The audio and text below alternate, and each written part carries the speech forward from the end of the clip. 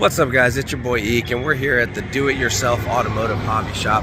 Sorry about the background noise. I am out front. I just wanted to show this place off. Let me step inside the bay and I'll tell you guys what this place is all about. Alright guys, so as you can tell, we've got the Suburban in with the hood open. We're getting ready to do some work to it, but first, stay tuned because you don't want to miss this video. What we're doing today is we are visiting a local business that is a do-it-yourself automotive shop. So basically, you can come here, rent a couple of different style bays, and then work on your own vehicles. So let me show you guys around first, and then we'll get into the repair section of the video. Alright guys, so they have two bays over here. They've got a compressor, jack stands. Let's see what we got over here. Some more jack stands, a creeper, jack, and then they've got toolboxes that have all the tools in it. So you've got screwdrivers, pry bars. Top drawer, you got vice grips and an oil filter wrench. Mini picks, more pliers. This drawer, they've got some hammers, a mallet, razor blade, and your scissors. Where's it at? Oh, it's okay. So in this drawer, you've got a socket set, which is Pittsburgh. You got 1/2 inch, 3/4, 3/8, and then a quarter drive. So you've got all your standard size stuff. And then down here you've got some wrenches, some more sockets, some more pliers, some Allen keys, your bit, driver set, that type of stuff. They do have some wheel chocks, a workbench table, and then a vise. Same thing over here. Got your pans down underneath. I'll be using one of those for the coolant. So this is bay 1 and 2, guys. Alright guys, so as you can tell in this one, you have bay 3, 4, 5, and then 6 right there. Now, this place is an invaluable asset to the local car community. Let me tell you why. It's $20 an hour to rent a flat bay. I'm not sure how much it is for the lifted version. I'll find out and I'll drop it down in the comment section. I'll pin it in it. But you know, even if you have to rent it out for a couple hours, say you may spend $60, $80, $100 to rent it out for the day, you're paying a mechanic shop in this area $125 per hour labor rate. So it's one of those things that is highly worth coming to. Now let me show you what else they have inside of this bay. So under bay 3's table, they have a transmission jack. They have a motorcycle lift over here. And then right here, they have some quick jacks. So these things will lift your vehicle up, and maybe we'll have them come over and give us a demonstration of how they work. And if not, no big deal. But they have quick jacks. So it's like a portable jack system that you can slide around and move underneath your specific design vehicle and then lift it up. So, I mean, access to this stuff is absolutely, I mean, like I said, it's a gold mine. I'm fortunate, as y'all know, that have followed the channel for a while. I've got Dad's garage with the 2-pole lift in it.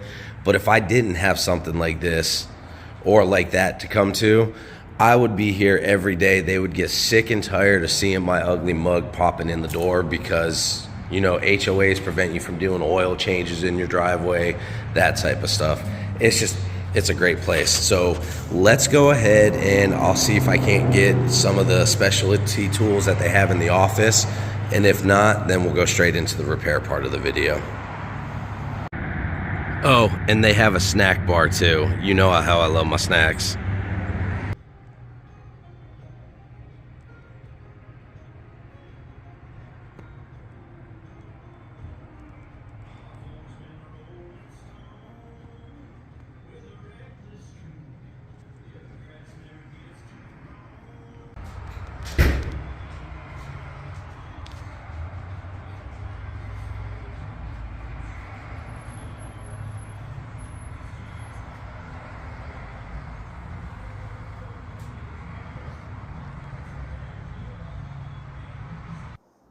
Okay guys, so they do sell some of your common liquids and fluids.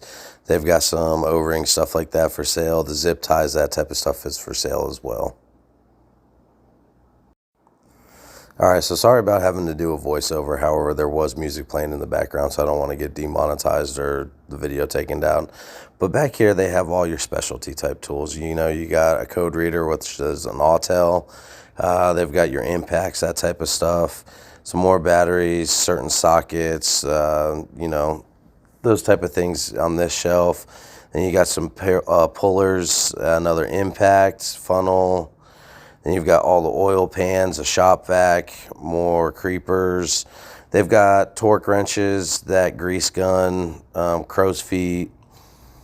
Then over here we've got a grinder, more torque wrenches, rivet guns. You've got sockets down here. And then, you know, you've got your different sizes. And then you've got something in the cobalt bag. I didn't ask what it was. Spring compressors, a tap and die.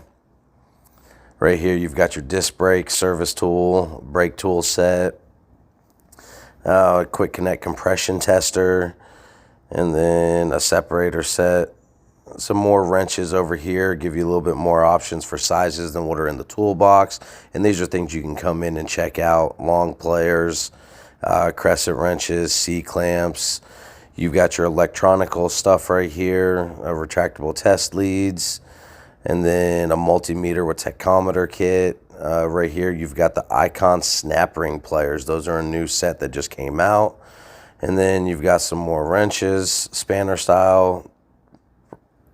You've got some pry bars, some other wrenches, oil filter wrenches of different various sizes, and then you've got some magnets, some flashlights, and then your ball peen hammers. And there's your chisel set. Alright guys, so today we're replacing the heater core on the truck and then the idle air control valve, and that is located right up underneath here. And then the heater core is a total of 6 bolts to get this black box off right here, and then 1 bolt that holds the heater core in. So the first thing we got to do is let the truck cool down. I've already done that. Took the radiator cap off, and then I'm going to drain the coolant out of it so I can disconnect the hoses from down here once I remove all this stuff. So once I get all this removed, I'll bring you guys back. Alright guys, so the first thing you do off the idle air control valve is disconnect this plug. And this is a 1 1/4 inch valve, but we don't have a wrench that big, so we're just using a crescent wrench. And don't mind me, I'm trying to do this one-handed.